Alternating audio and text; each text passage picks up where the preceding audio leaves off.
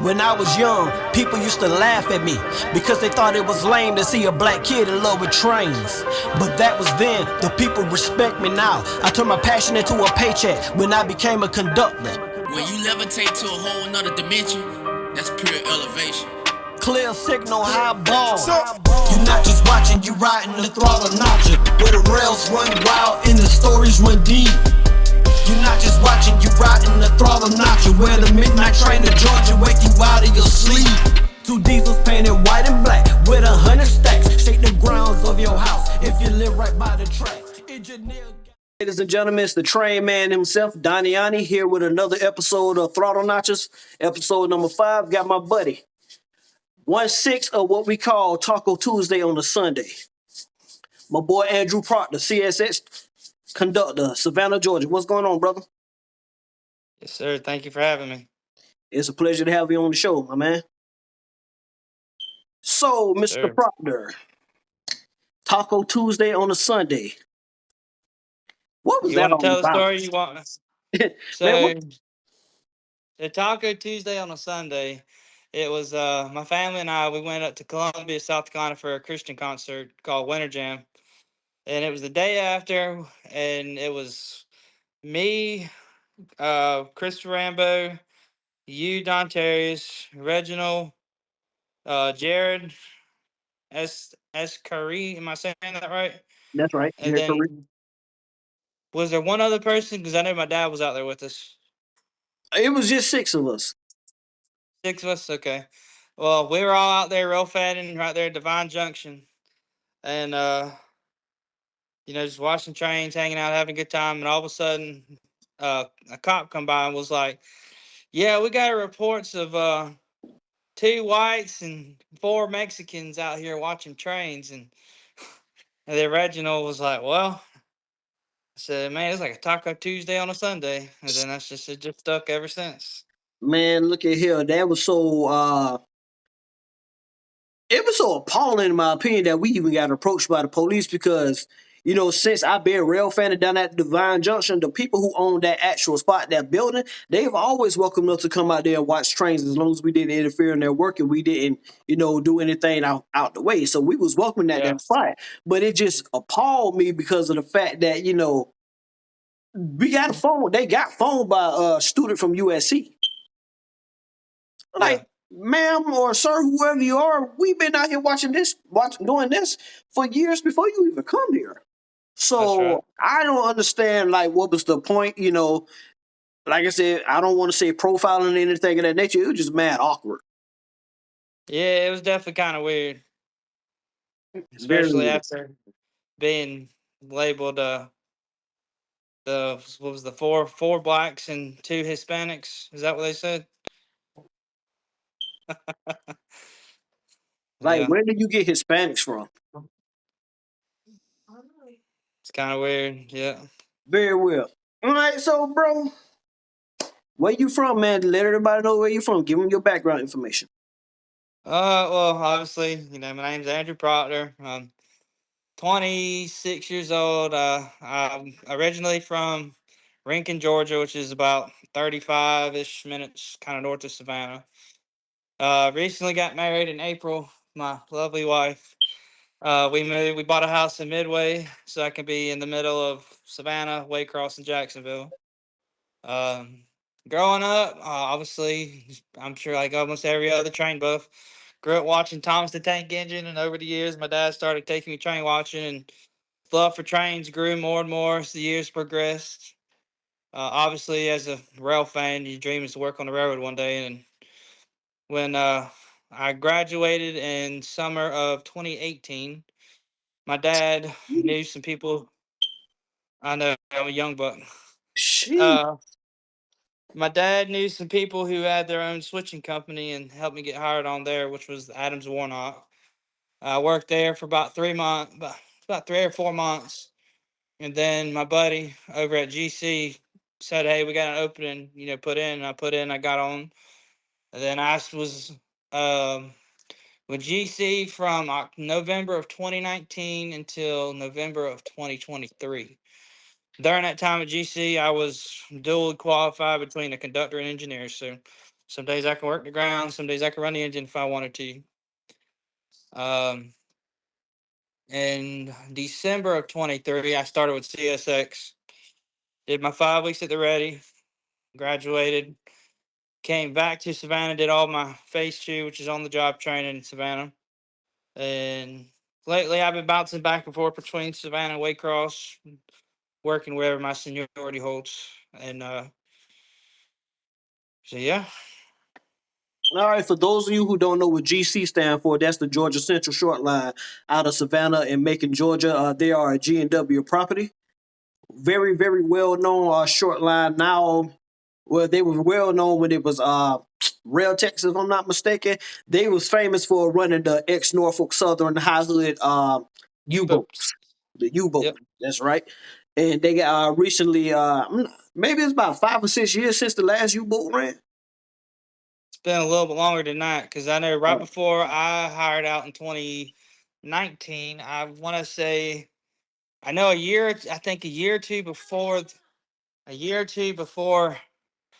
I hired out and they started getting the GP38s, they started slowly getting rid and they had a set of, get me wrong, it was GP9s. I think they had some GP20s. Then they had a Jeep 40, a couple GP38-2s, and then I hired out. The 40s and the 20s went away. We still had two GP9s, and then the rest of the fleet was all GP38s. And then probably within my last, I think 2 years I was there, we had a set of SD40-2s that we had gotten from the Buffalo and Pittsburgh. mhm. Those stayed on the main line due to the weights, the tonnage, and everything.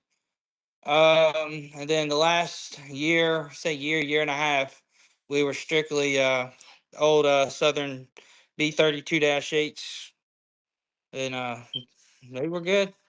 Obviously, coming out of storage for a long time, you're going to have a bunch of rust, but you had to work those rust off to get them back to TikTok shape. Man, what is it like running them NS B32-8s?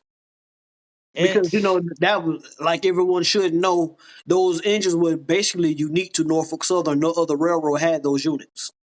so they're set up to run the old Southern style. So if you're in Ford, you're running long hood forward, looking at it from the outside. And if you're looking from the short hood end, yeah, it's technically reversed or reversed. So in a sense, you're running backwards, but you have more visibility versus a long hood. You can only see what's on your side of the engine out and all that stuff. So if you're running in yard limits, obviously you're running at restricted speed. Since it can be a little hectic because you can't see. So that's when having a fireman or conductor, brakeman, switchman on the engine helps going around the curves and everything. But yeah, I mean, it's nothing different. It's definitely when I first hired out when you started running, we had the EMD, then we went to GE, so we had to get used to the loading. Because with EMDs, they primarily load up really quick. Right. GEs, they usually take about 2 to 3, sometimes 4 seconds, maybe even a little more in between notches to throttle up. So you got to count time for that too. Okay. So let's back it up, man. The switch operation that you worked for, what's the name of it again? Adams Warnock. Okay, Adams Warnock, man. What was that like? What was the process like working out with those guys? So Adams Warnock would have a engine at several different big industries, and we would interchange with Norfolk Southern and CSX, and we were contracted to do the switching for that customer or CSX or NS. So NS would or CSX would come in the yard, their yard, drop the cars. We would switch the industry out, put the cars in the staging track for Norfolk Southern or CSX to pick back up, and we had quite a bit different industries and everything. And then Georgia Pacific and Rankin, they get a coke train, which is another form of coal. They would get a coke train quite often, and every time the train would come in, they would drop the train off, and then they would unload the train and and then when the train is empty, CSX Norfolk Southern come pick it up and take off. Okay, cool, man. A little different, so pretty much like pretty much the same thing like I was when I was working at Rail Serve, which was a switch industry now Yeah. known as Mormon Services. Yeah, so a lot of times with like Rail Serve or RJ Corman, you'll see them in like big, like for example, like international paper warehouses and stuff. Um, they'll do the switching and stuff like that for, but it's kind of the same thing, but it's the Adams Warnock was a little bit smaller. Okay, cool. So like I say, I know Rail Serve, they changed the name to Mormon Rail Services, or they got bought out, one of the two, but it's no longer Rail Serve. What's the name of that company? PSG or PSC Group is the one who is doing all the switch operations for Savamo, which is an international paper down the Eastover, and they're also Mm. doing the same thing over here at DAC Americas in Gaston, South Carolina. You remember DAC used to have their own switch operations. They Yeah, decided yeah, to go with a third party company. yeah. You'll see a bunch of those covered hoppers that say DAKX on them. Yeah, you are. Yeah, you're from Savannah, so y'all famous for those DKXs, the That's right. DAKXs on that L657, That's right. L630. Come in with 1,000 of them. That and 491 and 492, they get a lot of them that go up to they go to Charleston, and I don't remember where they go to from there. Hmm. They usually send a lot up that way. You'll see a lot of them on the 491, the 492 train. Okay, cool. So additionally, from Adams Warnock to GC, what made you leave Adams Warnock to go to General Georgia Central? Because actually, man, that's been a short line I had my eyes on for a very long time. So, one of my buddies who I was train buffs with, he was working there for the longest time, and he kept trying to talk me into going. And I finally was like, "Hey, when you get an opening, let me know. I'll come." And they finally had an opening, and I put in for it. It was it was more pay than what I was making at Adams Warnock, and the chances to stay at home were, well, even with the switching company in Georgia Central, I was home every single night. So I mean, there was no difference in that. But it was a bigger corporation company to work for, and um, with GC there was a bigger chance to move up if I were to go that route. With Warnock, you didn't really have that much opportunities, but it was still a good little company to work for. Okay, so now that you're with CSX, do you look back and think that you should have that you might have wanted to stay with like he said General Georgia Central, or are you pretty much kind of happy with your career with CSX? I'm glad that I made the change. I enjoyed my time at Georgia Central. Um, it was nice to kind of be home every night. But everything with life nowadays is just so expensive. The pay at Georgia Central was good, but I was offered a lot more with CSX, and my wife and I we talked about it for a while, and prayed about it, and the right opportunity came, and I was like, well, I can't pass this down. So we it's been it's been a journey, but we're handling it well. But I mean, I enjoy it. I mean, there is, I mean, it's like any job. There's days that you kind of regret it, and then there's days you're just like, man, this is the greatest job I've ever had. But it is really it is a good job. There is a lot of headaches with it, but again, you're gonna have that everywhere. Right. Uh, Pays very competitive. Um, yeah, I mean, and I've had other engineers who are still out there now. They've told me, starting out is like, this job is very rewarding, especially now and even later down the road. It's going to be physically and emotionally, um, it's physically and emotionally Demanding. challenging Right. and demanding. Yeah. But it is very rewarding to see that the company does thank you for the work you do and when you get paid. Um, and also, going back to even to do this job, it's very rewarding when you have a significant other who is strong in their faith and also can help around the house when you're gone from times that you're gone out on the road. So I'm especially thankful for my wife for that. All right, so ladies and gentlemen, that right there is a major key to working on a Class 1 railroad, whether or not you have a spouse that's strong enough to be able to hold down the fort while you're away. Because depending on the terminal, like he works out of Savannah and he's out of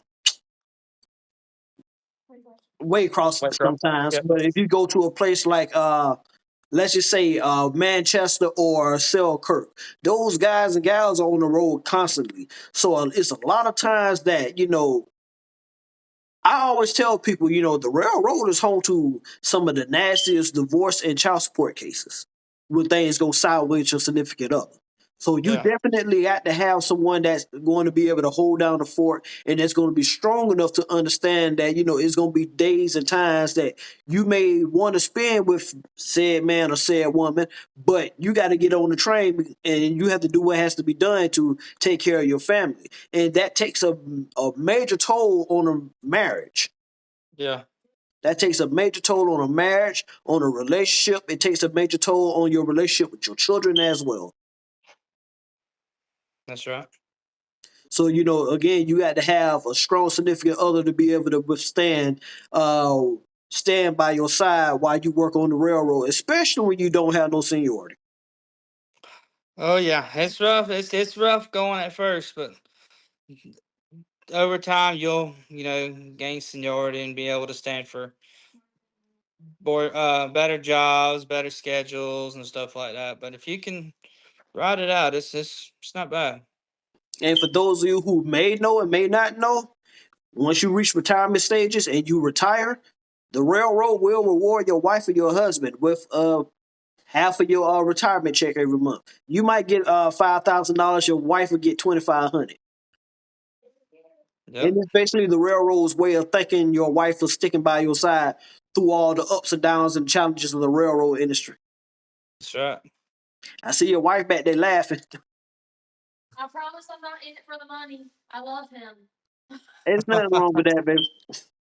All right, so cool, man. So since we touched a little bases on your railroad career thus far, man, let's talk, man. Rail fanning. What was it that you looked for as a child or growing up? Because me personally, I'm an NS guy. I was team NS, everything NS. And don't get me wrong, I actually grew up next to the CSX Hamlet subdivision. So seeing the 463, 464, those were actually the trains that shaped my childhood. But as I Yeah, got older, it was just something about that black horse. yeah, yeah. I think mine, so growing up, would be the Amtrak because that's my overall dream is to one day hopefully be an engineer with Amtrak. Um, but yeah, I mean, growing up, I mean, I never really got into rail fanning until I was probably 10 or 12, in the time between 10 and 12, so my early teen years. Um, but not really knowing a whole lot. But like I was just saying, as the years progressed, the more and more I got to know, how things worked and whatnot. But if I really had to say, it would be my dad would always take me to the Amtrak station in Savannah on the weekends, on let's say like a Saturday night. Um, if you get what's nice about Savannah is if you go to the station around 7, if you get there around 6:30 or 7, you'll see 3 Amtraks come through within a matter of probably 2 or 3 or 4, about 2 or 3 hours, because you'll have the 98, which is the Silver Meteor, come in, do their station stop. You'll get the PO 52, which is the auto train passing through. And then the PO 89, which is the Palmetto, comes in, uh, does their refreshing for the night before the train leaves in the morning to go back north. But yeah, I mean, I guess just watching the Amtrak's and then progressed to CSX and then Norfolk Southern. And I've actually ventured out to California once. Well, I've been to California twice, but once we went to Hill 582, which is on the I can't remember what the subdivision is, but it's right in the middle of the Cajon Pass. And there's the BNSF main line, and then there's a UP main line that also goes through there, and it's very I find it very intriguing to hear the trains pull up the hill, miles and miles and miles away, and they're just being full throttle trying to get up the hill, and there's a different sound here in EMDs and Notch 8, and then here in GEs and Notch 8, especially trying to come up the hill. That's probably one of my favorite things, I would say. And I mean, down here in Jacksonville, or we're running between Waycross and Jacksonville. There's not really big hills that we have to pull on, but there is a couple of them that are pretty rough, especially coming out of St. Mary's, out St. Mary's River up to Folkestone. It's pretty good. And then coming up the bottom of the hill between Hague and Race Pond. As soon as you get about 2 miles past Hague, it goes uphill and it's pretty good. And then as soon as you get up that hill, it's all flat to Waycross. But Okay, I know there's other locations. You're gonna have a lot more hills, stuff like that. cool. So, what has been the most challenging aspect of working with CSX as far as being a conductor goes, outside of having to maintain a family? I mean, work wise. Being on call.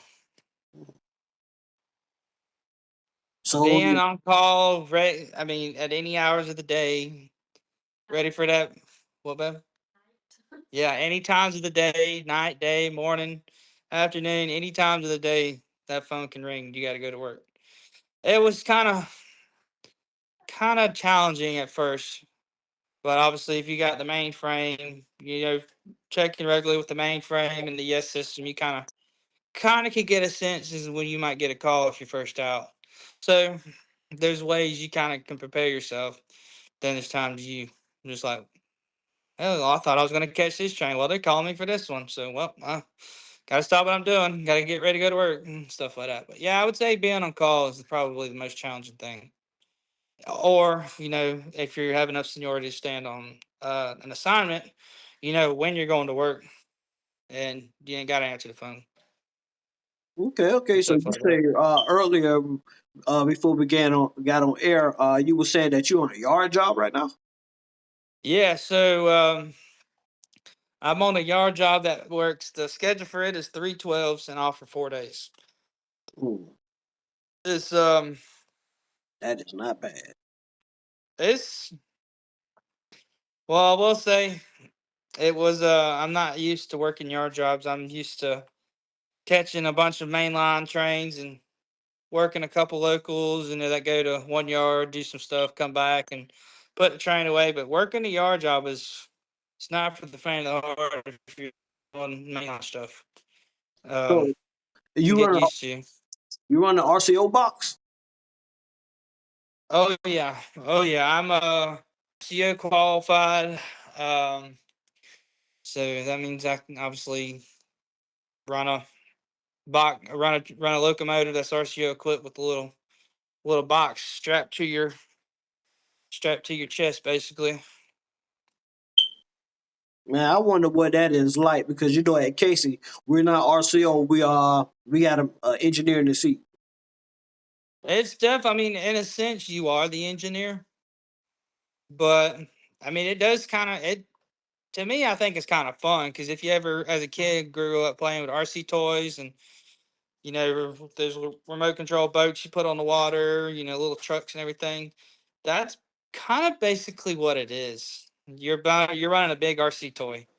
So, but I mean, it's really fun. You can have fun with it. Obviously, you got to be safe while working with it. Um, but I mean, in a sense, you kind of are driving the engine, but you're not. You're just running it from a little box standing on the ground. So that's It's very fun, I would say. Okay, cool, cool. So, question: you holding that job, or were you forced to it? So I actually was able to hold that. I've held that job for the last 2 weeks now. I have enough seniority now that I can kind of, in a sense, pick between working the Waycross extra board or staying in Savannah, working the extra board or working the yard job if I wanted to. But uh, I mainly did it for the off days, and since when you get better seniority, you have that flexibility of being able to kind of obviously pick what you want to work, what off days you want, and kind of just float around if you wanted to. Um, if you obviously if you have limited vacation days, if you have enough seniority, you can actually work your schedule around and actually save some of your vacation days by you know jumping back and forth between the jobs and stuff like that. Right, right, right. Ladies and gentlemen, seniority is a beautiful thing if you got enough of it. It's ugly when you ain't got enough of it. That's right. So, man, I know you were saying earlier that you went to the Ready Center for 5 weeks. See, it was a little different because when I went to the Ready Center, it was just 4 weeks. So, explain to everybody what your experience was coming in to see. As a matter of fact, yeah, since you worked at a G&W property and at CSX, what is the interview process for G&W and the interview process for CSX? Because that's my. I didn't work for G&W. I did work for a short line, but Yeah. my interview process and my training was completely different as compared to CSX or G&W, which is a bigger corporation than the Yeah. corporation that actually hosted the short line that I worked for. So with G and W, if I remember right, God, it's been so long. Um, that was, God, I believe that was 7 years ago now. I did I applied. I had a phone interview, and then I think after I did the phone interview, they there might have been another phone interview. So I had a phone interview, then an in-person interview with G and W. And then if they wanted me, they sent me the offer letter. I signed it, and then when I hired out, it was only 1 week of classroom training, and then you did it on the job. Now I believe with G and W, it's 2 weeks classroom, then you're on the job. CSX, you have um, there's like an online questionnaire that you have to answer. Then there's a video I think you watch. And then there's a couple questions you answer based on that video. Then I believe there's like 5 or 6 questions that you have to record yourself answering. Hush, Bubba. And then after you do that, if they that's the first step. They'll review your answers and questions and stuff. And then if you're selected to go to the second step, I believe you get invited to do what's called a Teams Zoom meeting. You'll go into an interview with I think it's 3 or 4 different recruiters, and they kind of. But you're not the only one in there. You're in there with a bunch of other candidates too. Um, they'll ask you your name, your email address, what location you hired at or you're wanting to hire out at, and then they'll kind of answer any questions and then give you a little more of a rundown as to what the job holds, what to expect while you're at the Ready Center, um, and some other stuff that involves the Ready Center. And then obviously, if you get pushed through the second step, you'll get your offer letter, you sign it, do all the pre-screening, your physical, your medical, and stuff like that. And then you'll get once all that gets through, if you get accepted, that's good. If you get accepted, you'll get your start date from a recruiter to start at the Ready Center. And whatever day your start date is, you start very sharply at 7 a.m. That's right. And don't be late because they do pay attention to all that kind of stuff, and they do treat that classroom like you're in the cab of a locomotive. So it's very they do a very good job with making sure you understand that while you're at the ready, and they do a fantastic job with training the people there at the ready center too. Um, I agree. but yeah, it's and then at the ready center you're there for 5 weeks. It used to be 4, like you were saying. But I think they had an incident with a trainee in Baltimore, who unfortunately passed away. But then they added the additional week, so now it's 5 weeks. So you get 2 weeks of classroom training, then it's 2 weeks of outside in the field training. They have their own little yard there at the Ready Center, and then your last week is your basically reviewing and studying for your final. Then if you pass your final, they give you a little certificate, and you get to ring the locomotive bell inside. And then you begin your phase 2 training, which is on the job training. Then you're doing that until you're marked up. And then once you're marked up, you're on your own. Man, what hotel you stayed at down there in Atlanta when you went to the Ready Center? God, I knew you'd ask me that. I know I forget. Because for those who don't I know, think it was the Fairfield. I think it was the Fairfield Inn and Suites. in Vinance, Yes.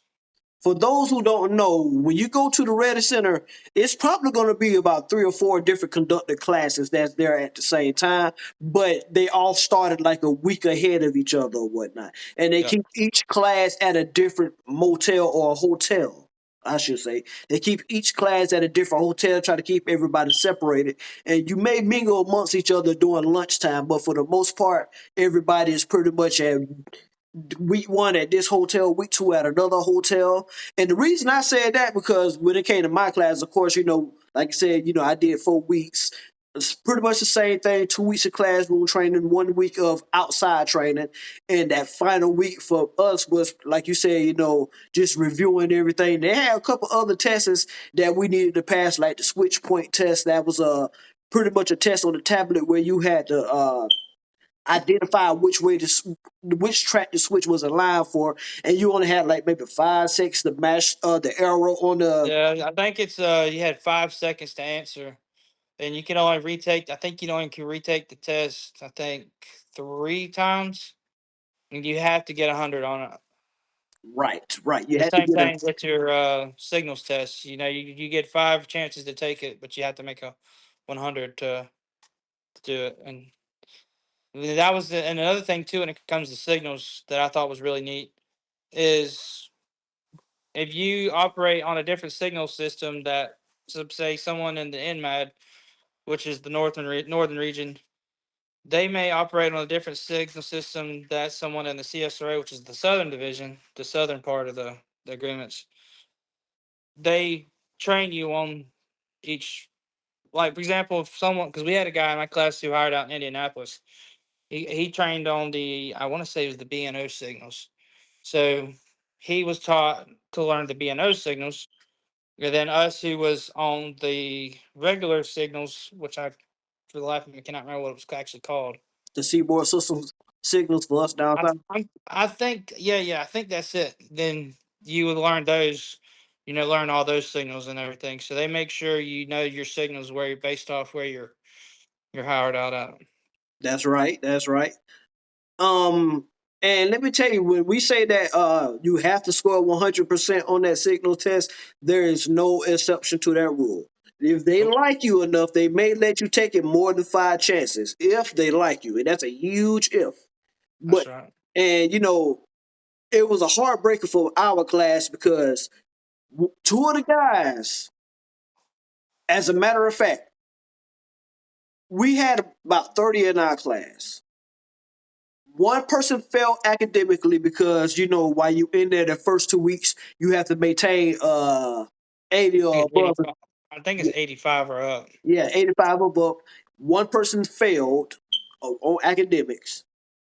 A buddy of mine who's still a good friend of mine to this day, he didn't make it because he had an issue with stepping up on a moving car.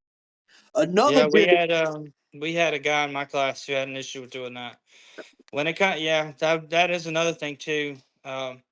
They when you're in the, especially you're in the field, if they see any kind of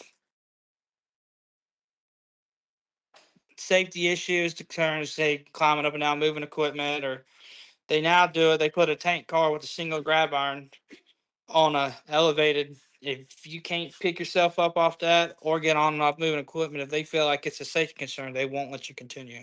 That's right. You have to be physically fit to be able to do the job because Yeah, a lot of the rail cars you have to ride awkwardly. absolutely. And he said the single arm tank cars, you have to ride that what they would call Captain Morgan style.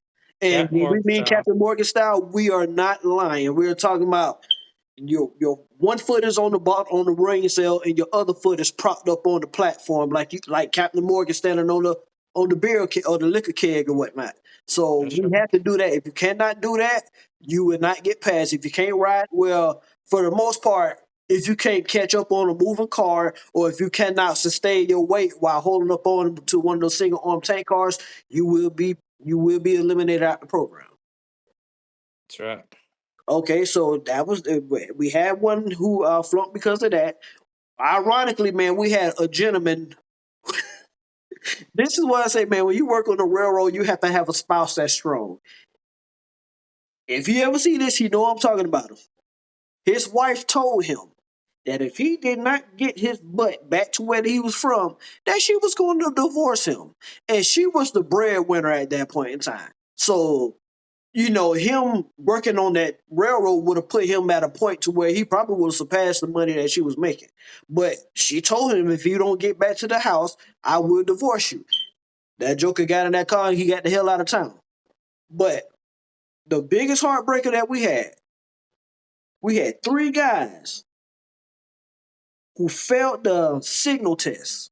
They fifth signal test, failed it the day before final exams. Mm, dang.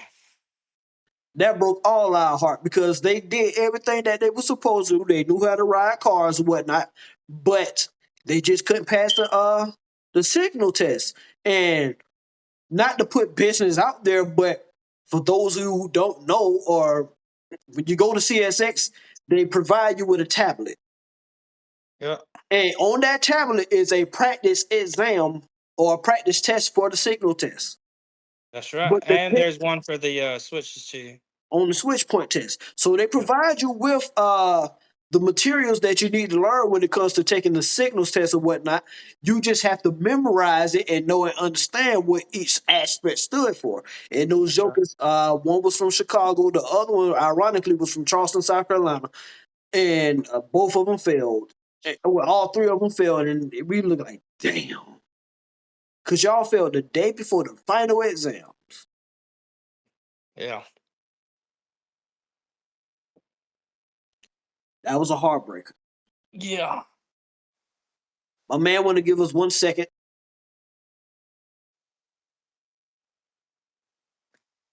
All right. Drewski is back. Sorry for the small interruption, ladies and gentlemen. But yeah, that was a heartbreaker. But the reason I asked you that question was because in one of my previous videos on TikTok, I explained to the people about after we passed our final exams at the Ready Center, we got back to the hotel and they had wings, fruit, cake, a big celebration for that graduating class, which was my class. But a coworker of mine, he was like, "Why you lying to them people about such and such?"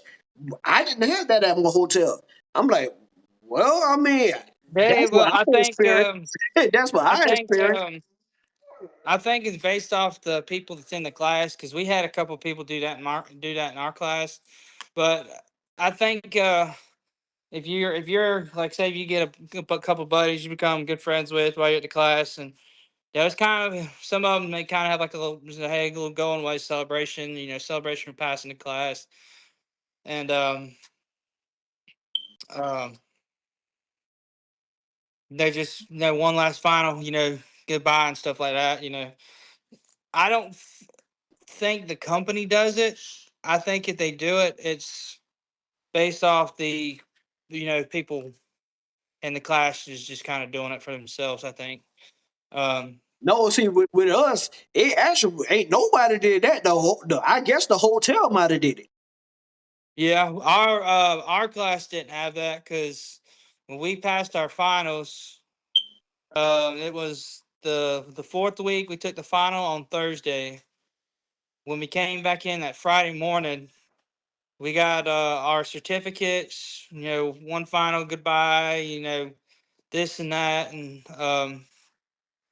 then you got your certificates. Then you went out to go, and as soon as you walk in the ready center, right to the left, there's a big locomotive bell you can ring as a kind of a congratulations celebrate kind of thing to say, yeah, I passed, class, now it's time to work, stuff like that.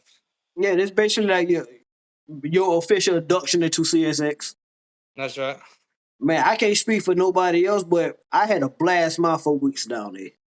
Oh, I did. Oh, I did too. I really enjoyed it. And I will say, if you're going in there with prior railroad experience, don't like make it look like, I mean, try to reword this. If you're going in there with prior railroad experience, don't have a high head. It's like, oh, man, I know this already. I don't need all this stuff. They're gonna weed you out real quick. You Please know, don't go down there being a know-it-all. oh, no, absolutely not. And that'll put a big target on your back. Just go in Definitely. there with a clear mind. Hey, I'm here to learn this. I want to. I'm here to learn this, interpret into the field, and you know stuff like that. But me, in my class, it was me and there was one of my buddies. His name is Kenny.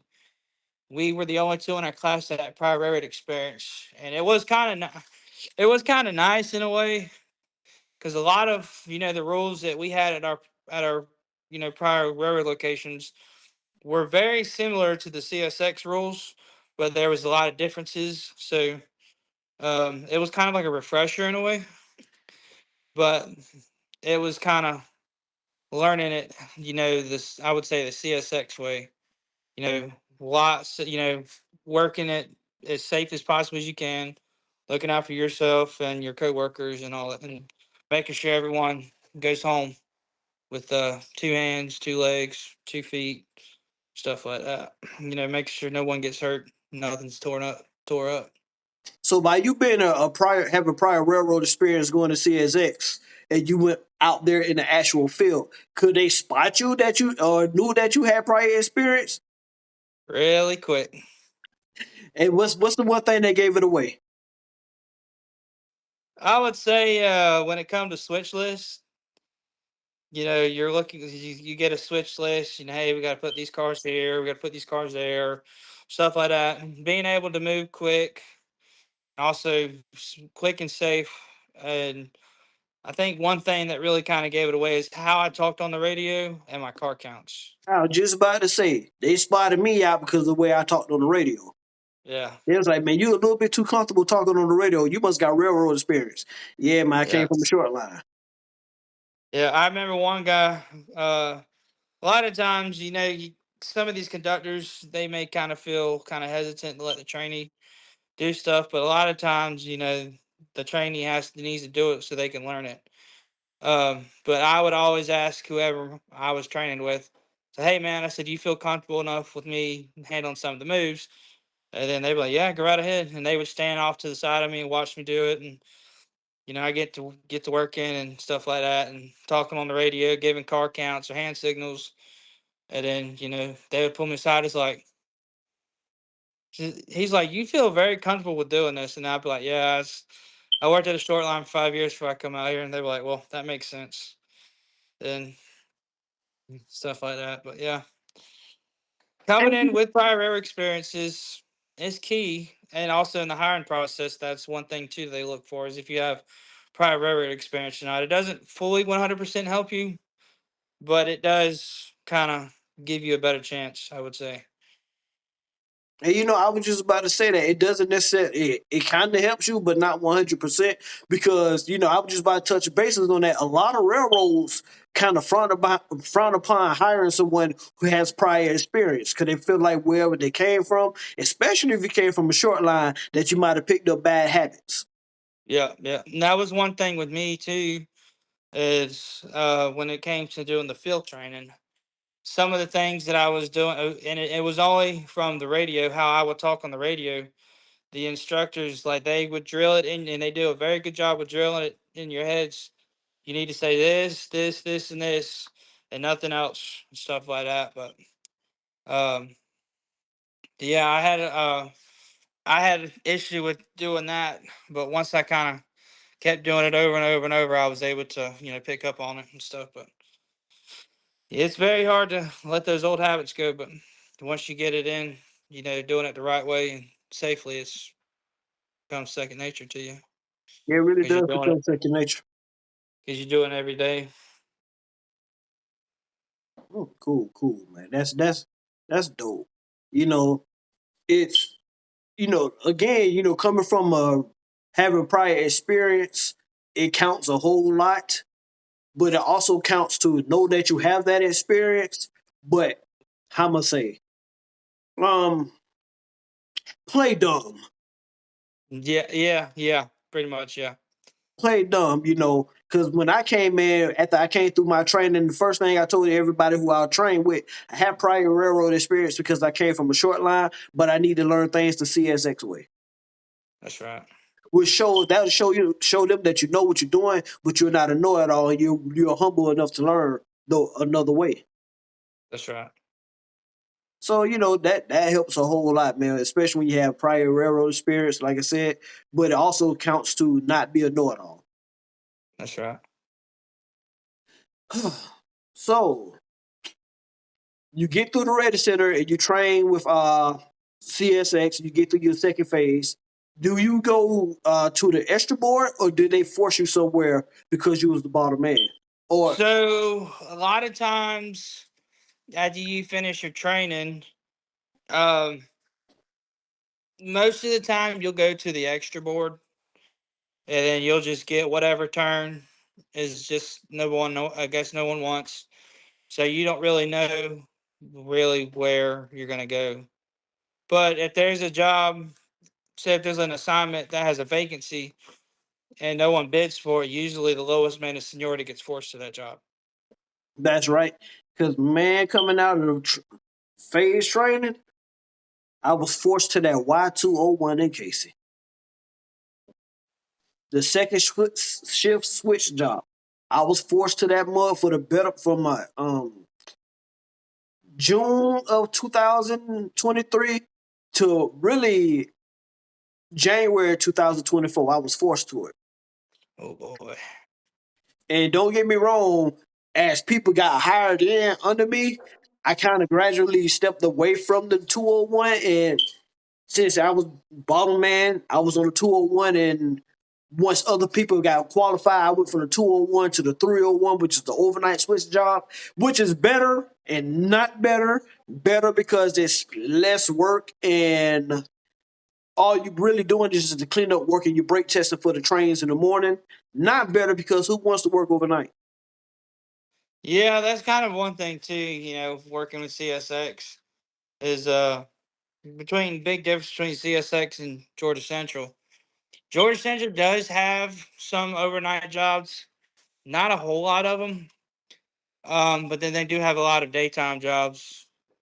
With CSX, it is a big corporation, and they do have a lot of traffic moving in and out of many different locations. So they have to maintain the 24 hours, 7 days a week, 365. And so that's just what's come in with the whole being on call. You got to have, if you're on call, you got to answer that phone when it answers. Unless it's a roster call, for example, we'll say you're on an assignment. If you're on an assignment with a set schedule, if the phone rings, you don't have to answer the phone. That's more than likely is a roster call. And the difference between missing a call and a roster call and just plain in general missing a call. If you miss a call and you're not on assignment and your job entails to be on call, you get missed call and then you get points for that. if you're on an assignment and you have a set schedule and you don't answer the phone on a roster call, there's no points assessed at all. Now, with that being said, also if you're on a regular assignment and a roster call do come, you can take that call. You can take that call, yes. You can But take it's that call. and I don't want to be wrong on this, but if I remember right, if you answer the phone call on a roster call and if you're qualified, I think you have to take it. Mm. Okay, okay. Cause see, I only took one roster call, and I got chewed out about that because Yeah, me taking that roster call screwed the third shift person because he now had to come in on second shift, and they didn't have nobody for a third shift.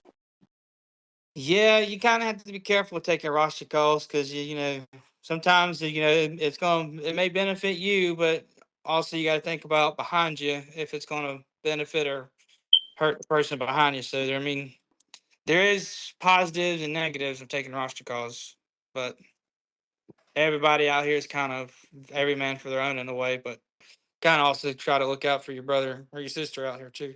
And that's definitely true, man. It's real cutthroat to a degree. You know, everybody is every man for themselves, but you also want to look out for the next person. So yeah, I get that 100%. It's totally like that. So let's go back and rewind it back to your GC days. Okay.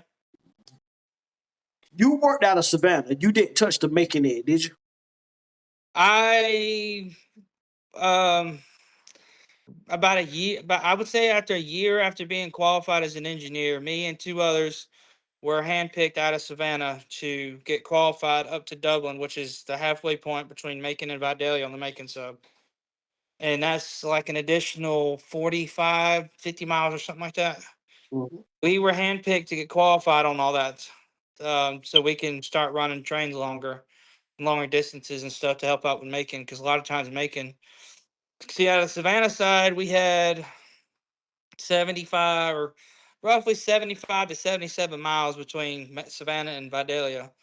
Macon, they have, I think, is 92. They got about 92 miles that they got to run. So a lot of times, and they have more strenuous hills on their end. So a lot of times they would never make it to our meeting point. So the whole process was for us to kind of get some of us qualified up that way so we could, meet in different locations and stuff based on how the making train was running, stuff like that. But yeah, that was that. What was the question again?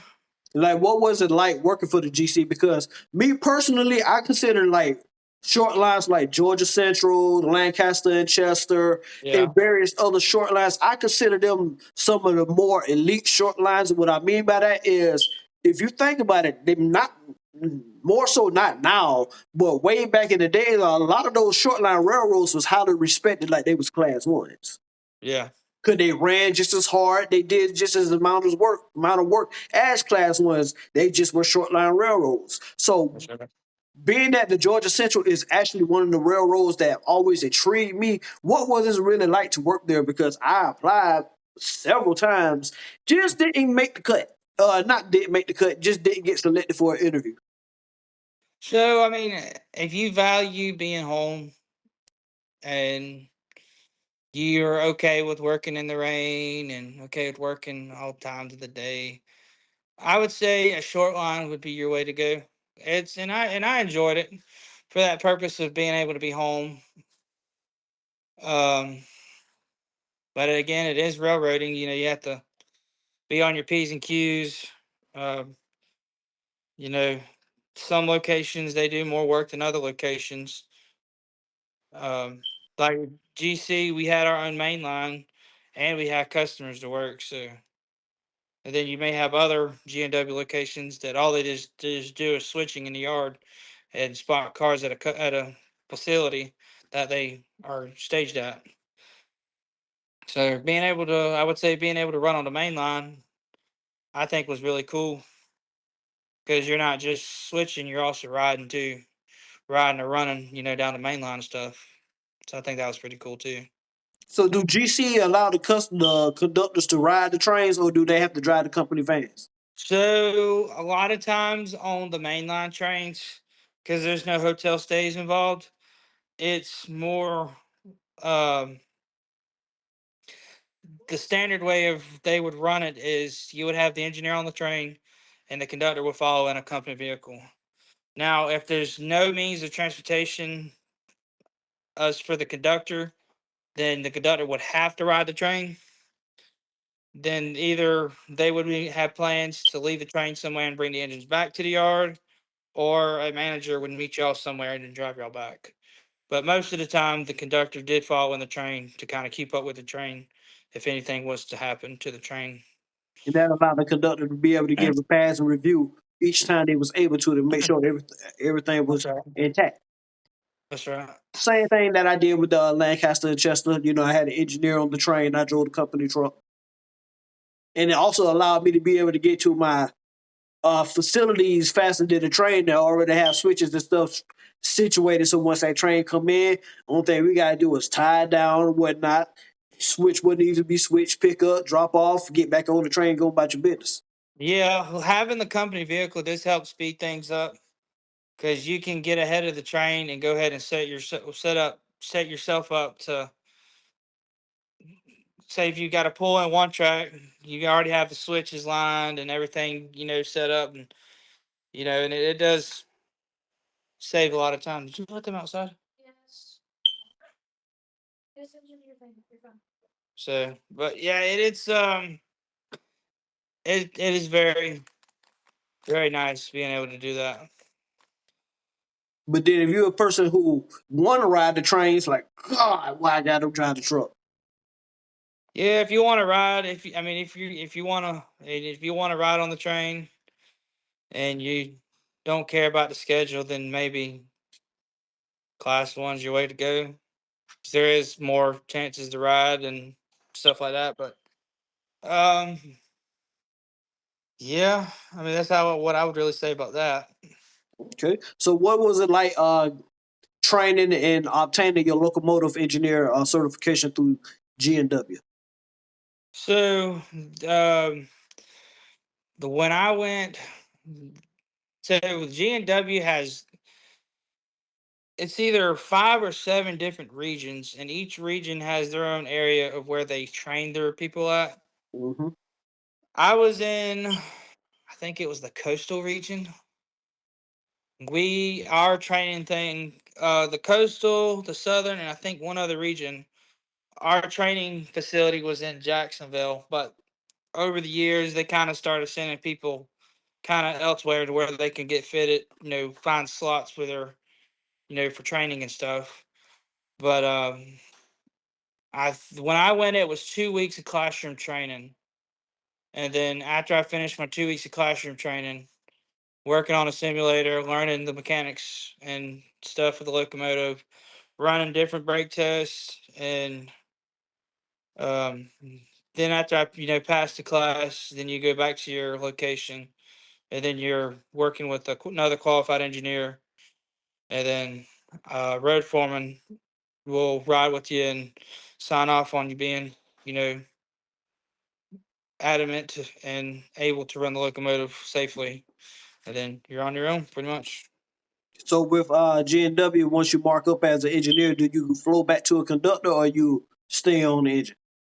So um, having the flexibility of being dual qualified was really nice because if you're on a job working with someone who is also dually qualified, one day you could run, the next day you can work the ground, then you're back to running, and you're back on the ground. So you're not killing yourself every day working on the ground. You can get like a little break, stuff like that. So a lot of times I was working with guys who was dual qualified, so we would swap out every day. So one day I would be the conductor, the next day I'd be the engineer, then vice versa until we went to our off days and stuff like that. So it was really nice. That was probably one of the main things I enjoyed about it because when I first got marked up as an engineer, I was on a job and I couldn't really um, I was with a guy who didn't really like running a lot, so I was stuck on the engine. But once I was able to run, I worked with someone who was also dually qualified who didn't care about swapping every day. It was nice because I was refreshed, being able to work the ground, run the engine, stuff like that. There are a lot of engineers who would rather much be conductors. Cause they feel like all the work, all the fun is actually on the ground. Yeah, I know nowadays with class ones, you have PTC and trip optimizer.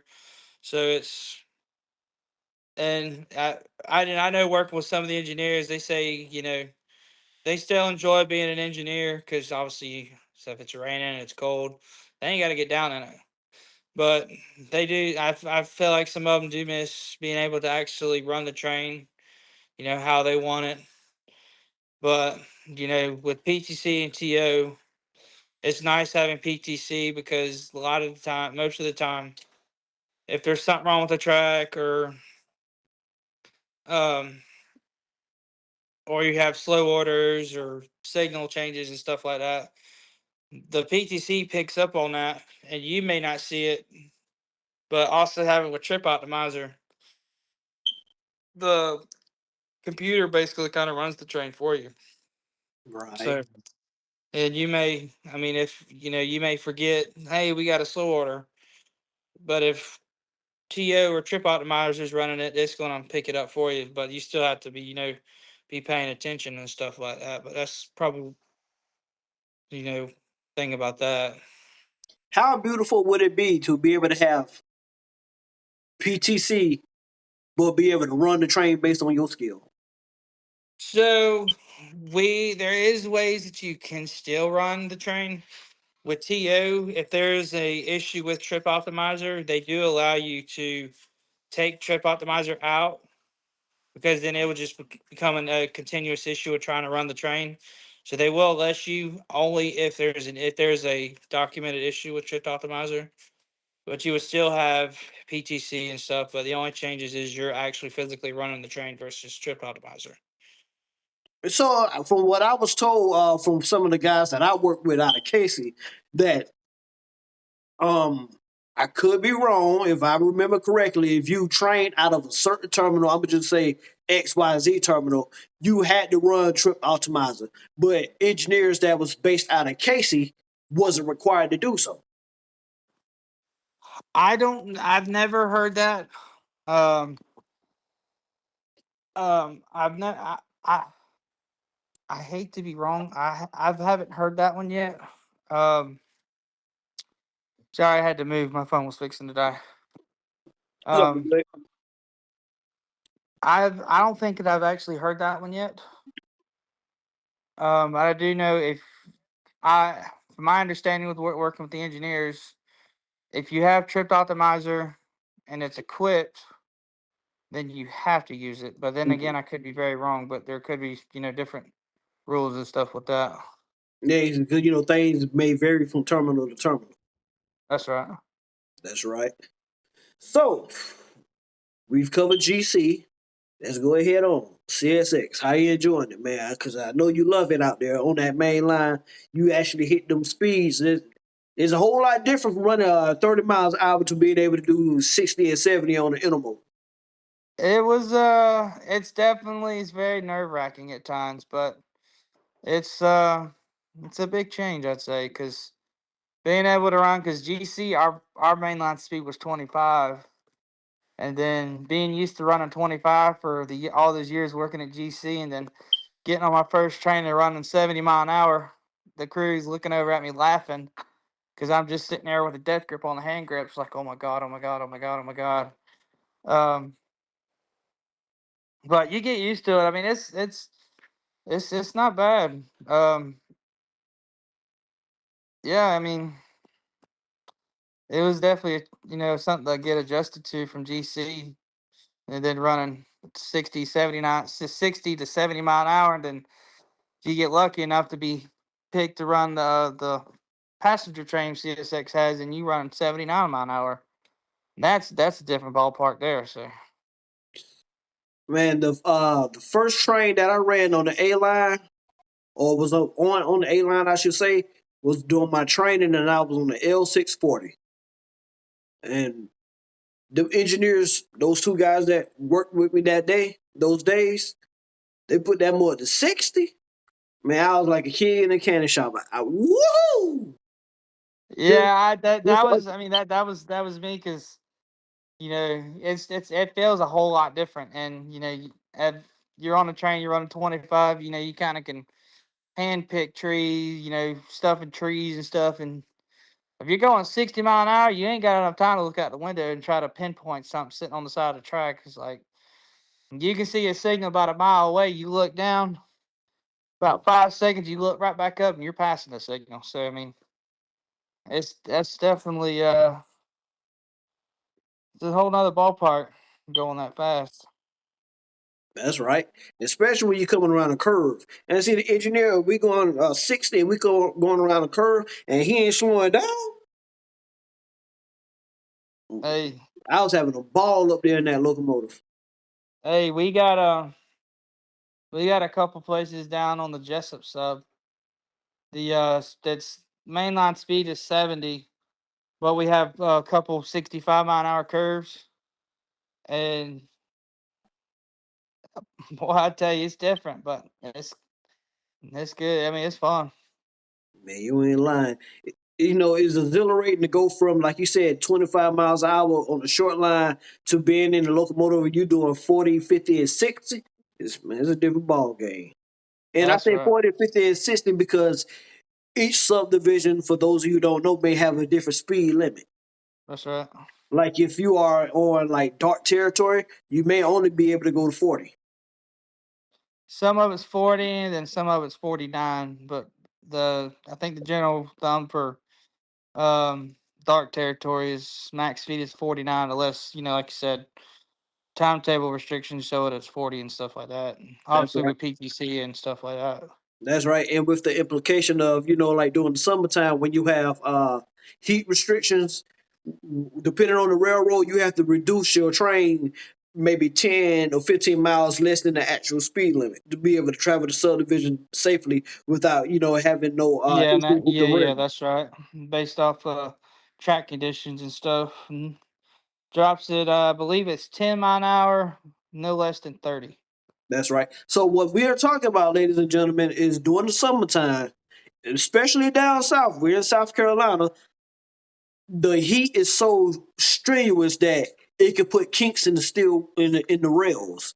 So with that being said, you during the summertime you have more track crews going up and down, making sure the tracks are in good conditions so you could be able to run the train at like the reduced speed, but at the certain time at night, maybe I just say just throw out a random time, maybe 6 or 7 o'clock at night when the sun is kind of going down and it's not so hot, then you're able to pick your train back up to regular track speed, depending on the subdivision. But up until That's that right. point, you have to run at a reduced speed. That's right. That's right. So with that being said, my man, give us some stories, man. What Oh man. GC, uh, Adams Warnick, whatever you call it. Or not. Yeah, Warnock, CSX. Give us some stories, man. Like some of your more memorable runs, some of the runs that kind of made you, shit your pants. Excuse my language. You know, you That's know. all I was gonna one I think one that I really remember when I was at CSX. I actually not CSX but GC. I had two of them. I would think one of them is Norfolk Southern derailed on their main line, and with us being able to interchange with Norfolk Southern and Macon, and then we don't interchange with Norfolk Southern and Savannah, but we have a way we can interchange with the Southern. We actually were able to run their intermodal trains and some of their manifest trains down our main line using our power. So I got to run one of the manifest trains down. And then my most memorable one for Georgia Central was every so often we would get an FRA inspection train down our main line. And this in particular one had come off the Norfolk Southern with a CSX ST70 Mac leading. And Mm, we thought, oh, hey, they're just going to take the engine off. We're just going to run our engine on it. No, they left it on it, and then we ran it, and it ran all the way down the GC from Macon to Savannah with that CSX ST70 Mac leading it. mm. So that was very, very fun, and I was able to do that. I was able to run it down, and that was a very, very different because you're running. Obviously, you have your standing controls where the console is, to the side of you.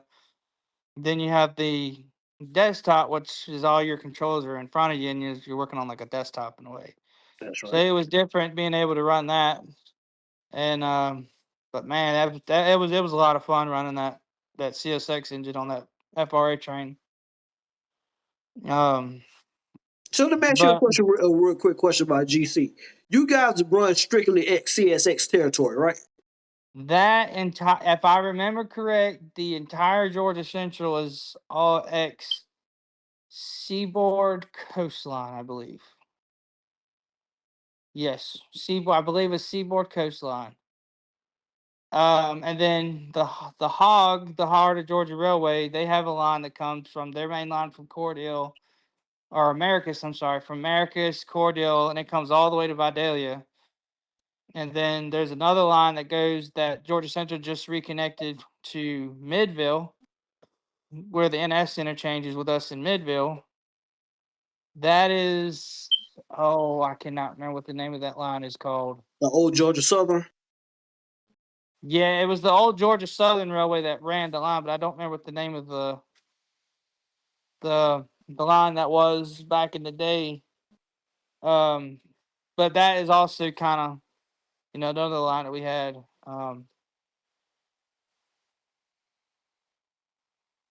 So Um, Norfolk Macon. Where did CSX come in from Norfolk Macon?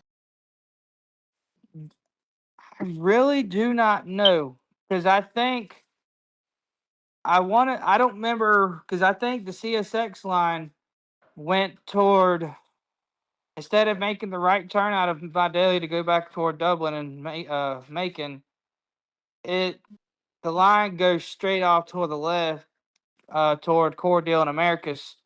That was the Seaboard coastline, I believe. Now the other lines, I don't remember exactly where they come from, and I wish I knew, but I can't remember. Very cool. Because I always find it strange, when you hear Macon, Georgia, Macon is dominated with Norfolk Southern. So it's kind of strange when you hear GC running the ex CSX main line out of Macon. Like, where'd that come from? Yeah. So, so that is an ex CSX yard that's in Macon, right? Hmm. Right next to the Norfolk Southern yard.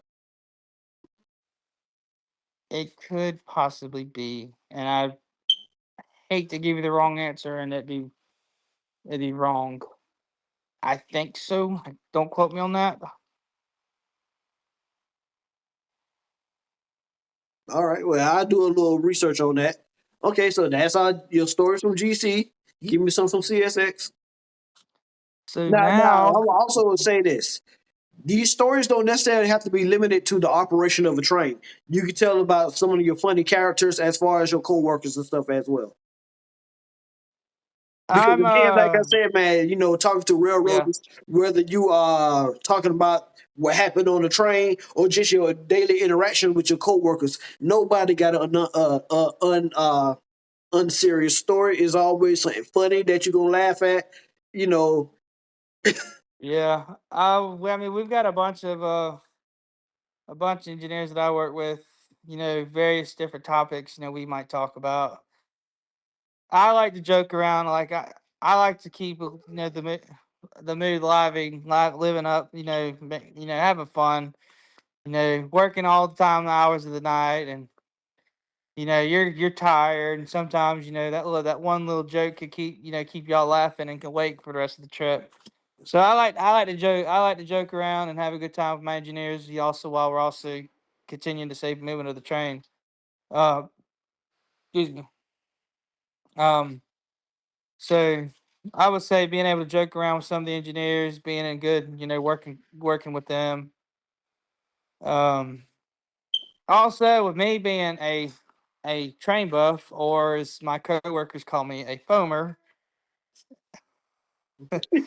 of being a foamer, um, every time I see a train buff, if I see them, if it's at nighttime, I'll try to put the light on, wave back at them, or if it's daytime, if it's not raining, I'll open the window up, give them a little friendly wave, because I used to be that person waving at the train, and now I'm the person waving back to that person waving at the train. Hey man, So and that's a glorious feeling. That's a full circle moment. Go from waving at the train to be waving from the train. that's right. That's right. He still waves at the train regardless. Hey, now Mhm. But that's your wife. She know you better than anybody else. that's right. That's right. Okay, Yeah. cool. But I would say kind of the fun memories is um I haven't been at because being able to work way across to Jacksonville, you have to go through Folkestone to get to Jacksonville. So I would say always, being growing up as a kid, going to Folkestone, watching the trains. Now being on the train going through Folkestone. While I was in training, my mom actually saw me on a train come through Folkestone, and it was put a real big smile, I know, on my mom's face and also mine, because she would spend countless nights out there with me and my dad watching trains and all the time hours of the night and stuff like that. And now she's out there watching me go by on a train, and I felt like it was a big moment for me because I really enjoyed that, and I know she did too.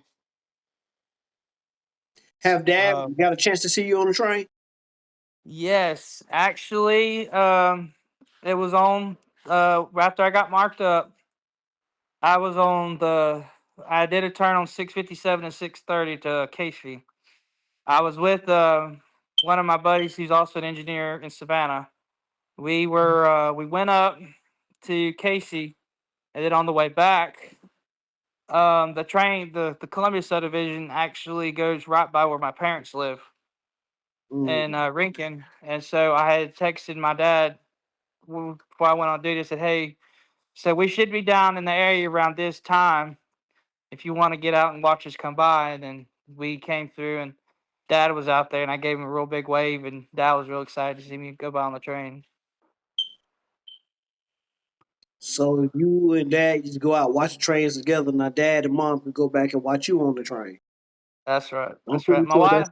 My wife is she's seen me on the train a couple of times too. So it's You a can tell about the time that I saw you at the train tracks when I was coming home from work and you didn't wave at me. my wife always gives me a hard time because when I was still at Georgia Central, she got off at work because she worked in downtown Savannah, and we were working the job that goes right out the outskirts of downtown. And my train stopped her at the tracks, and I'm so used to people honking the horn at me while I'm going over the crossing, I just didn't look. Well, this particular day, it was my wife blowing the horn at me, and I just did the little friendly wave and Didn't even look. didn't even look. And my coworkers that day were giving me a hard time about it. And she gave you a hard time about it too. She still, Always do. she still does to this day. Yeah, you ain't gonna live that down no time soon, buddy. No, sir. So what's another memorable memory on the train with CSX? Like so far, this far in your career with CSX, what is your favorite run that you can recall like the back of your hand? Like This everything about probably, it was just dope. I think probably my favorite one is obviously being able to run on the passenger train, which is what train buffs understand it as the OCS, office car special. But working at the railroad, we just call it the business train or the passenger train. Um, I was called one night off the extra board to take it from Waycross to Jacksonville, and it was it's been a train that I've been really, really wanting to to be able to catch, not only to be able to ride it, but just to say that I've ridden on it. Um, but it was really, really fun because them F40s that the off the passenger train run with, they're very light. You give it some juice, they gonna take off. And we went from running 15 mile an hour to 70 mile an hour within a mile.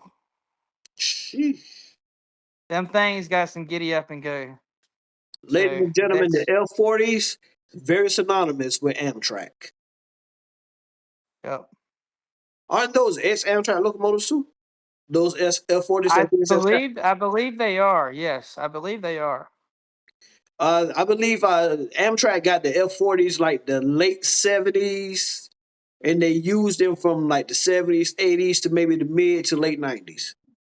I think so. Now, don't quote me on this, but I think there is still a few other Amtrak lines that I think still uses them, but they're not. But they're very rare to find.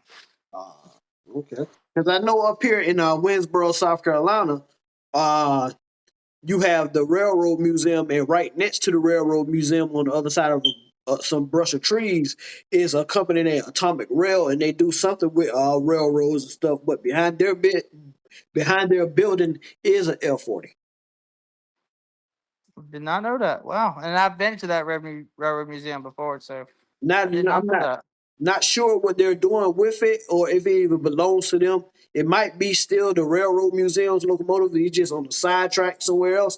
But yeah, Yeah. it's actually a Amtrak F40 out there. It's kind of like look like they may be in the process of trying to restore it or anything, something of Okay. that nature. But yeah, if I go back up there anytime soon, I'll take a picture of this industry. Okay. So we got your stories now. This is the point in the show that I allow people to give back and give the future railroaders and newcomers of railroaders that's coming in the industry right now some advice. So from you being a rail fan who became a railroader, what is the best advice you could give anyone out here that may be seeking employment with the railroad in the future generations of railroaders? Because of course, as I said one time before, things change on the railroad. Nothing stays the same. So the things That's that right. we're doing right now is going to be totally different for the next generation. That's right. Um, if you're a rail fan and you're wanting to come work with CSX, don't ever show any interest or any signs of you being a train buff, because they look at from my seeings of it, they see it as a potential as a safety risk, because while you're working, they want you fully focused on safety and working your job safely as possible. But if they see you as a train buff, then they may see it as like, oh, his mind's not, getting the job done safely and doing this, and doing that safely. Your whole mindset is being, oh my God, I'm working with this locomotive. But as soon as you start doing that, your mind's not where it needs to be. Um, I would come in with a clear mind, eager to learn. Don't be a know-it-all. Um, yes, it is going to be tough, but as long as you set your mind to it, pay attention, take your notes, ask your questions. Don't be afraid to ask questions. Don't be afraid to ask to do the job when you're working with someone. Get your hands dirty. The only way you're going to learn is if you get your hands dirty. That's right.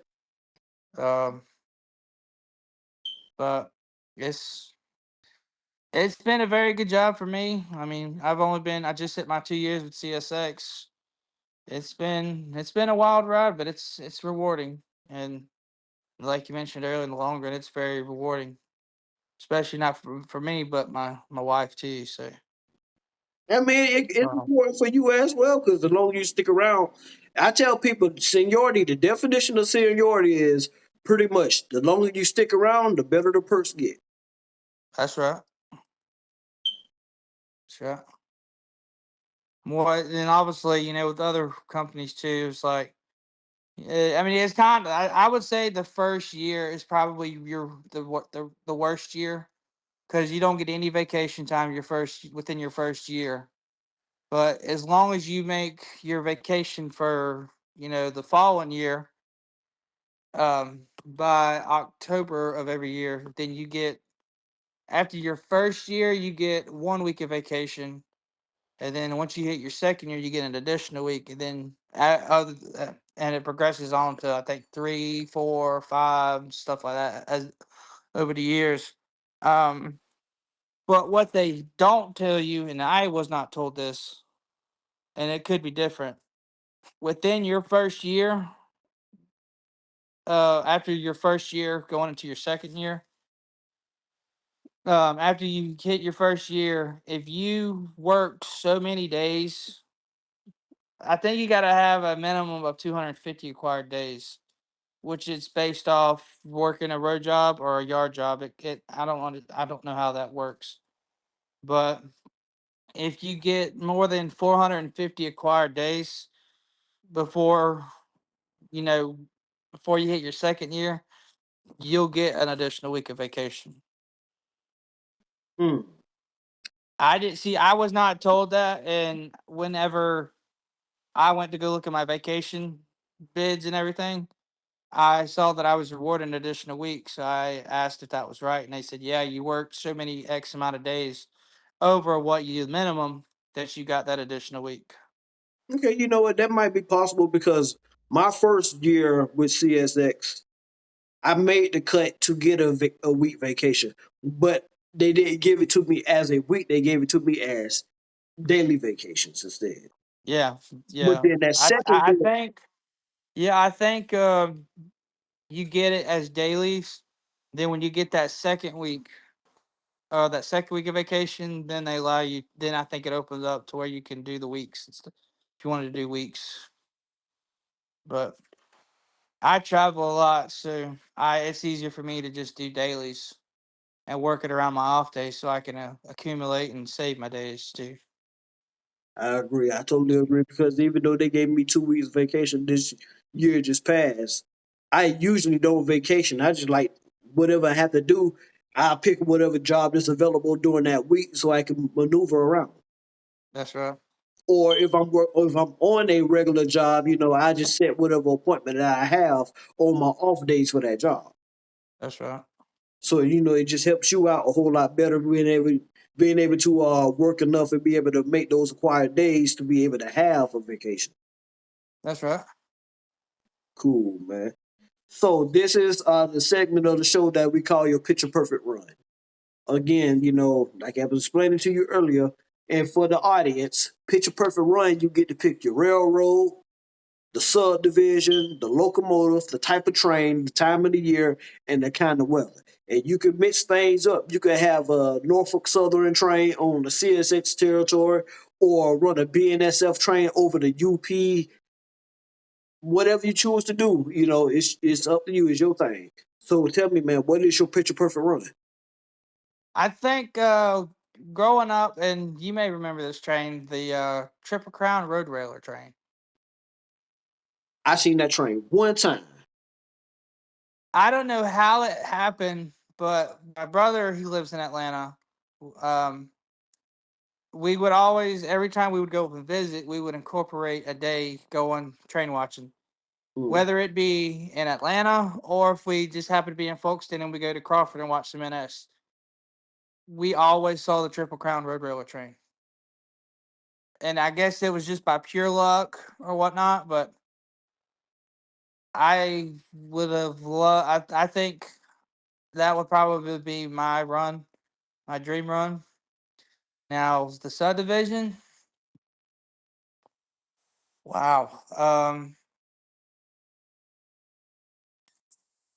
Oh, I would have to say probably up to Casey.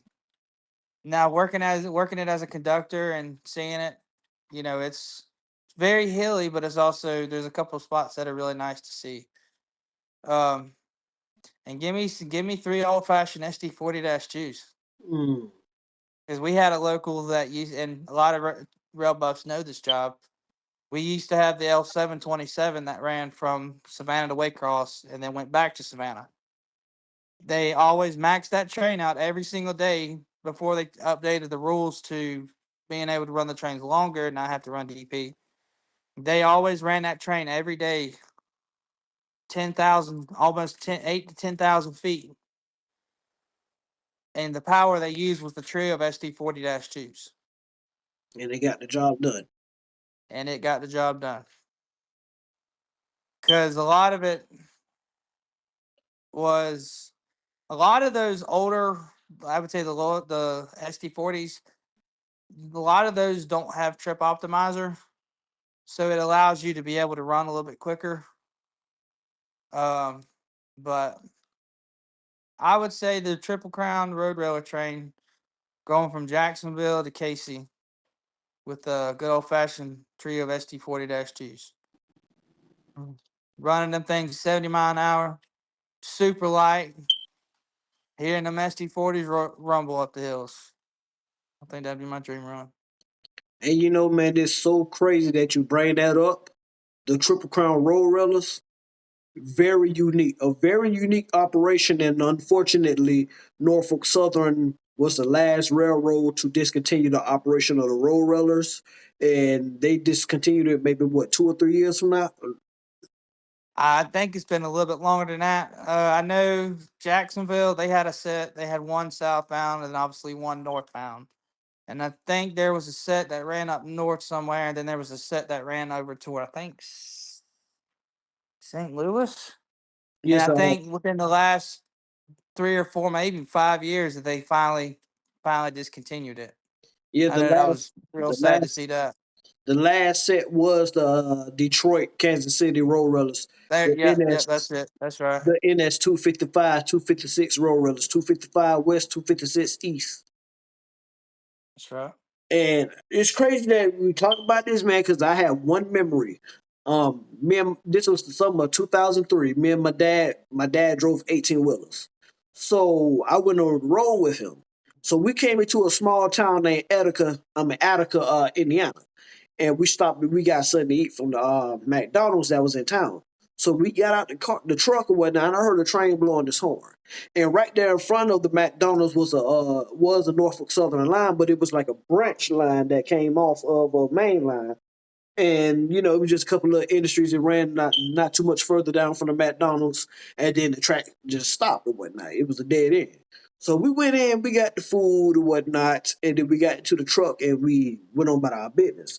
So coming, we was going towards Chicago. So you know, leaving Attica, we were still in Attica, but just outside of the town. We started coming over a bridge that went over a river, and I looked to the right of me and I seen a bridge. It was a railroad bridge, but nothing was on it. So was assuming that maybe the train had already passed, or maybe that was an abandoned bridge. So we get ready to come over a set of railroad tracks, and I just look to the left, and I just see 5 6 white triple crown, triple crown, triple crown. My mouth dropped. Like, whoa. A road railer train in person. So by the time we got to where we could see the whole track, the train had to pass.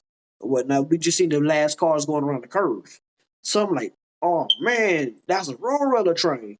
So we got to the end of the road and we made a left and we just continue out down on that road. And I'm just excited, like, man, I actually seen a road railer train in person. And not too far ahead of me to my left, we raced the train. A bunch of road railers, and when we got to the end of the road, the train went on the underpass and then it disappeared. On the other side of that underpass, it curved off to the left and it went west. But my mouth just dropped, man, because as a child, man, it was I know you probably remember this on PBS back in the day. It was how old are you again? 26. And what year you born?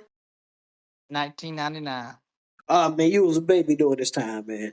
So back in the day, on Friday nights on PBS, it used to be a show that came on named All Aboard. And All Aboard was a show that was ran by Triple Crown, not Triple Crown. You ever heard of Green Frog Productions? Green Frog Productions. They was very synonymous Green Frog Productions. It was pretty much like a railroad production video production company. They was very famous for their CSX collection.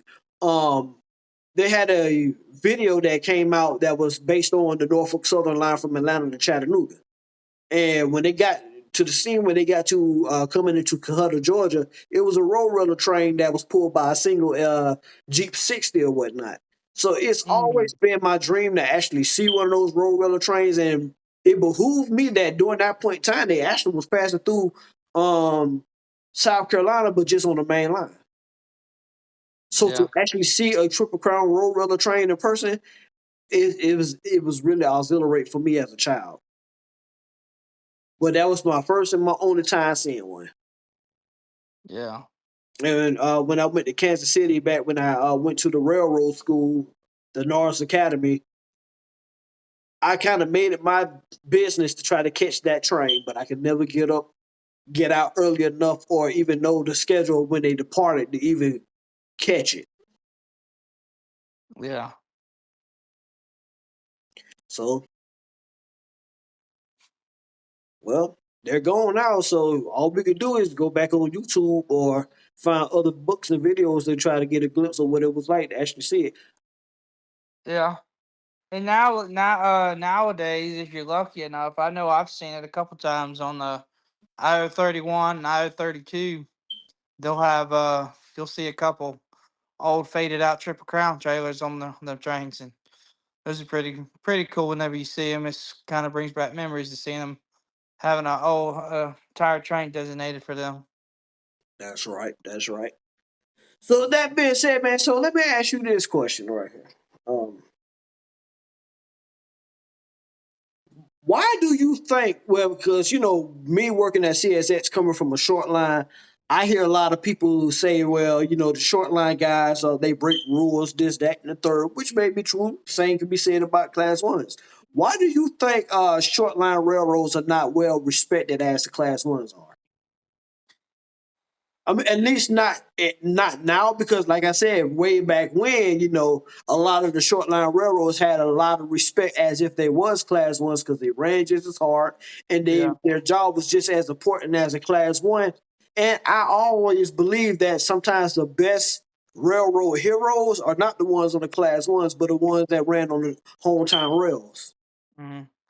I think it has to do with um, job security.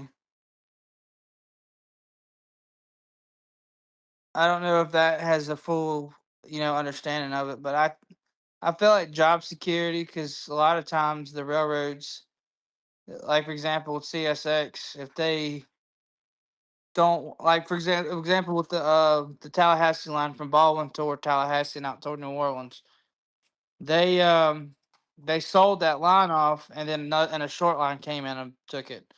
Well, the guys that were working that territory, a lot of them were either forced to move to a different location that within their seniority they can hold, or just kind of just lost their jobs because of that. But I think the whole job security is probably one of the main things. Now, when it comes by to like you know rule breaking, I mean,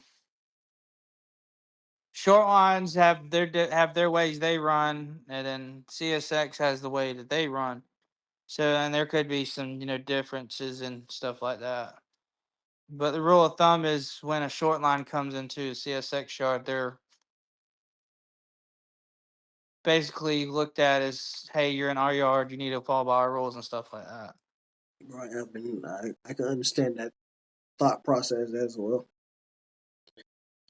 And because like even when you say the job security thing, when it comes to a short line versus a class one, you know, for example, when you just said about how CSX are sold off that line, I'm thinking specifically about a short line railroad that recently had their whole line taken from them. You know who I'm talking about, right? Because when BNSF gave the Montana Rail Link that at least that line to Montana Rail Link, the Rail Link took that line and made it a whole lot more lucrative than what the BNSF thought it was going to be. Yeah. And eventually BNSF came back and we want this line back. Yeah. Yeah, I remember that. Yeah. That's crazy to me that after all these years we done built a business for ourselves. Now you guys want to come back and take it from us. That's right. I guess that's what happens when you kind of underestimate the power of a smaller company. Yeah.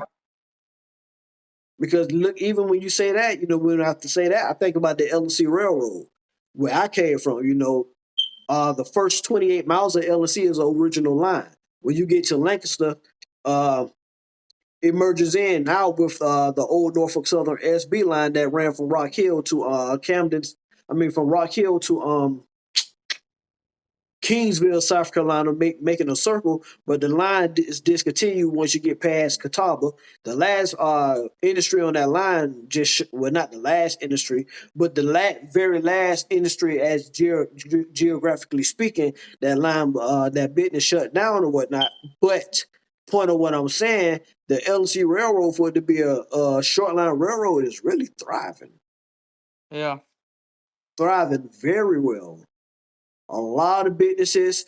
They just had the Gallo wine plant that's known for its alcoholic beverages, was built on the LC Railroad. They could have very much took that plant and built it on the CSX or the Norfolk Southern through Chester, but they chose to put it on the short line railroad that was known to having great customer service. That's the same thing with the Georgia Central. They got the Hyundai there right off in Elabelle, which is just outside of Savannah. Um, they got that customers, and because that they started working up, you started getting more customers that help support Hyundai. Kind of trickle in. So it's GC's doing very. I would say Georgia Central is doing very well for themselves as customer standpoint, being and having the staying busy. I would say because they're steadily growing and getting more customers. When it comes to the Georgia Central, I actually heard a few rumors. One being that they was going to go Union, and the other one being that the track speed for those trains on the Georgia Central was actually going to be increased. There was when I was there was talks of updating the track speed, but I don't think they ever got around to doing it. Now the Union thing, I have heard that rumor too, and I think it's been voted in, but I think they're still in the talks of that. Mm. But there's not really much that I have also heard about the whole Union thing too. So it's just a big rumor big rumor going around. Right, well, everybody know what the railroad is, a big rumor mill. You can't really believe it until you see it. That's right. All right, man. So with that being said, you said something earlier that stuck out, and I want to ask you about that. You basically express your aspirations of possibly going over to Amtrak one day. Oh yeah, it's even before I even started working on the railroad, it's always been a big dream of mine to one day hopefully be able to become an engineer with Amtrak. Um, I mean I don't. It's kind of really hard to explain where that dream came from. It's just one thing that I've always really really really wanted to do, and I know starting off may be kind of rough because I'll have to relocate. But over time, eventually, I know I can work my way back home, stuff like that. So, but Where would you think it's you have to yeah. relocate to? I know a couple engineers out there now. One of which I'm a good I'm friends with. Um, he used to come in on the Palmetto on Friday nights and leave out Sunday morning. We would always talk and everything, and I would tell him like, "Hey, I want to come out here," and he would be like, "Well, you're gonna have to be willing to relocate to a location with a very high crew base." Excuse me, like for example, say like Washington D.C. or New York, Chicago, Seattle, L.A. One of those places that has a lot of traffic and a lot of crews and stuff like that. But he said, but Amtrak is nationwide seniority, so you can, move amongst where you hold seniority and eventually work your way back home, which is I'm pretty sure is what a lot of guys do. And there's the gentleman that was on the last video, Brian Smith.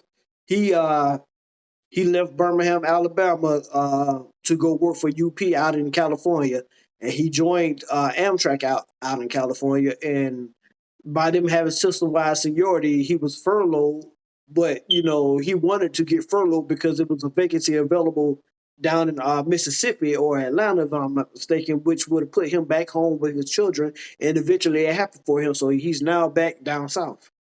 That's good. Yeah. So yeah, you're absolutely correct. Sometimes you may have to travel outside of where you live in order to be able to make it back there sooner or later. That's right. And that's just not with Amtrak. That's with railroads in general. Yeah. That's right.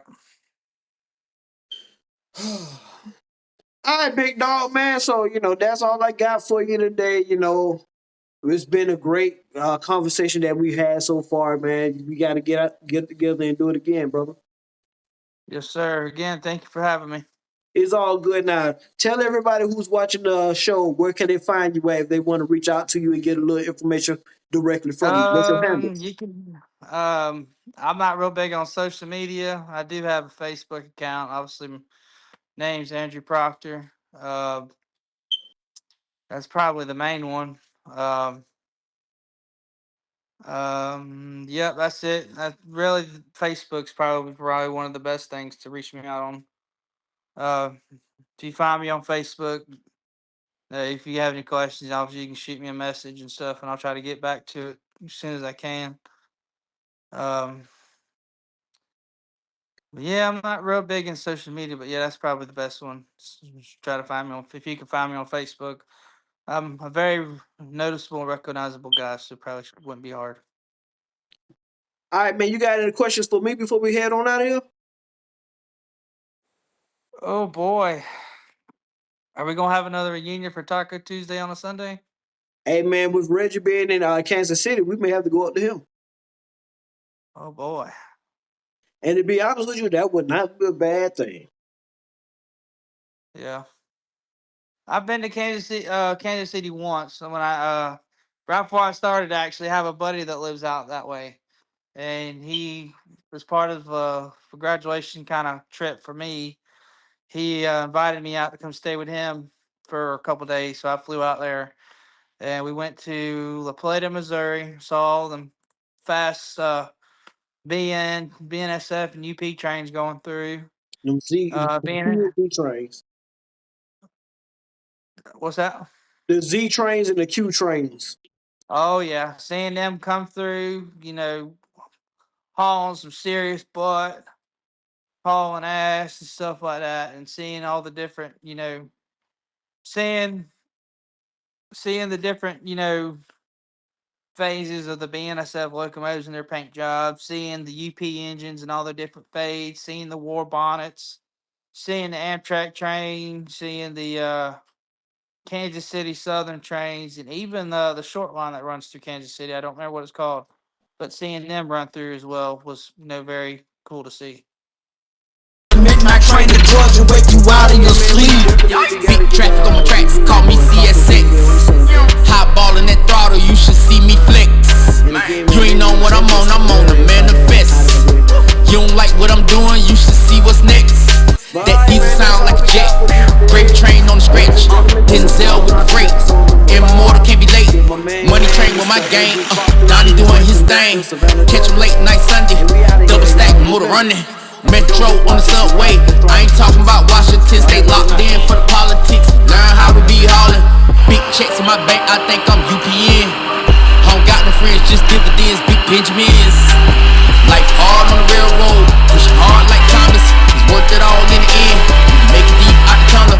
Retirement checks in the stash. A few commas in safe. Travel underground cross states. You don't know my location. You're not just watching, you riding the throttle notching. Where the rails run wild and the stories run deep. You're not just watching, you riding the throttle notching. Where the midnight train to Georgia wake you out of your sleep. You're not just watching, you riding the throttle notching. Where the rails run wild and the stories run deep.